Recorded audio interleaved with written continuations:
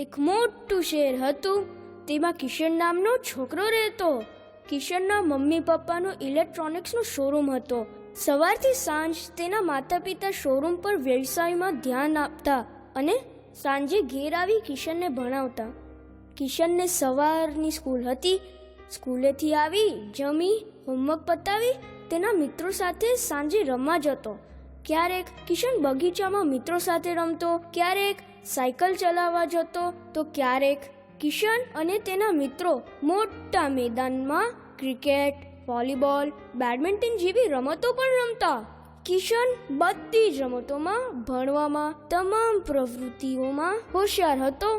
પણ બધા બાળકોને કઈ કુટેવ હોય છે તેમ કિશનને પણ નાનકડી કુટેવ હતી.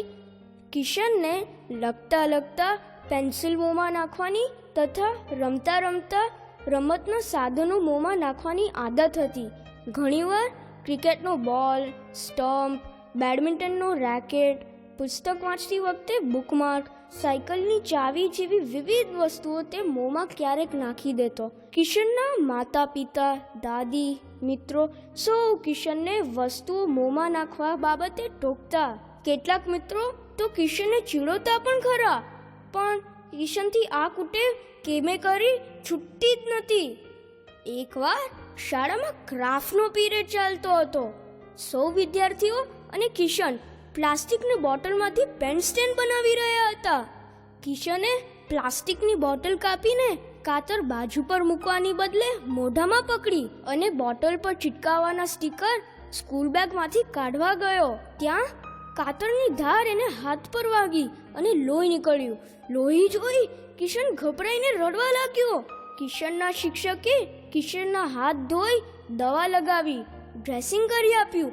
પછી વાલથી કિશનને કહ્યું, બેટા, તને અમે હંમેશા ના પાડીએ છીએ ને કે ગમે તે વસ્તુ મોંમાં નહીં નાખવાની. જો આ કાતરની ધાર હાથમાં વાગી, વિચાર કર કે કઈ કરતા આ ધાર તારી આંખ પાસે કે કોઈ બીજાને વાગી ગઈ હોત તો? મોંમાં ખાણીપીણીની ચીજો સિવાય કંઈ નખાય જ નહીં. આથી વસ્તુ ઉપર ચોટેલી ધૂળ તારા પેટમાં જાય અને તું માંદો પડે તો? શિક્ષકની વાત સાંભળી કિશનની આંખમાં આંસુ આવી ગયા. તેણે શિક્ષકને વચન આપ્યું કે હવેથી હું ક્યારેય આડીઅવળી વસ્તુઓ મોંમાં નાખીશ જ નહીં. તો બાળ મિત્રો, તમને આ વાર્તા કેવી લાગી? તમે પણ કિશનની જેવું મોંમાં કશું નાખતા હો ને, તો હવે પછી નાખશો જ નહીં.